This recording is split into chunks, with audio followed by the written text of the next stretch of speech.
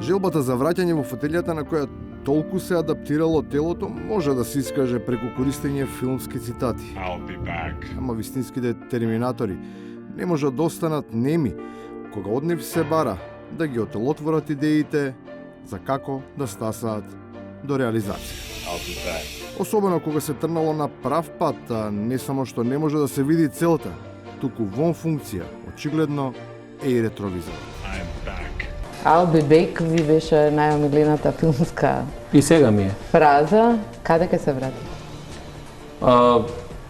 Не знам јас дали ќе се вратам некаде и каде би требало да се вратам.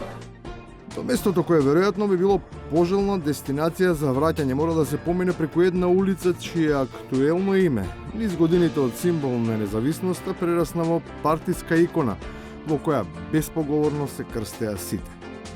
Како минува времето, сеќавањата на литургиските беседи за ликот и делото бледнеат, а неизмерната љубов прераснува во чудесна игноранција. Мене ме мачи една дилема, писател сте на ВМРО. Дали ви е познато кои се заслугите на Јордан Мијалков да се стави име на улица, негово име?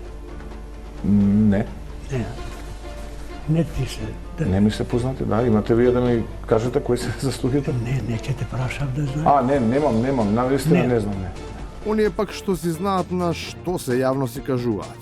Немаат дилеми да соопштат кој чија симпатија е, какви им се интимните релации, па дури обелоденуваат интересни љубовни заплети, која скокоткаат публиката, желна за интрига. Имам подпредседател кој што не го сака Дуи, а имам подпредседатели кој што го сака Дуи. И сега ние сме демократски партии, тоа се развива. Кај Дуи гледам во високото раководство, прилично влијателни луѓе ич не ме сакат. Јас знам зошто не ме сакат, не може да докажам тоа. Дали тоа што не може да прават со мене тоа што правеле некој пат.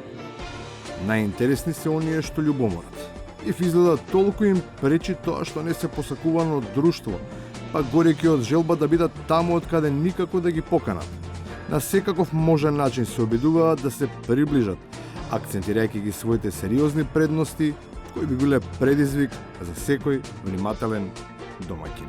Секој мисли дека нема се постигне во вистинско мнозинство, додека вчера или зачера не ја видов сликата на амбасадорката на Америка со оние лепотаните 8-те. Ама вака би прашал ја, што со мене и со Пеџане се слика, ние сме поголеми фраери. Тој моторџија, ја рокер. Зошто со нив се слика, а со нас не се слика? Фраерлукот се мери со сосема спротивен инструментариум од Дајкио. И секоја подбишега со политичкиот опонент би била вистинско шоу. Ако мангуплукот не доаѓа од партиски озвучениот плоштад, пред зданието, кое не е ништо друго, освен бренд за навреда на интелигенцијата.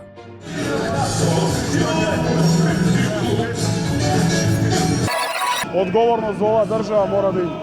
Може би заради тоа од ВМРО ДПМН се обидуваат со пуштање на музика да ја спречат вистината.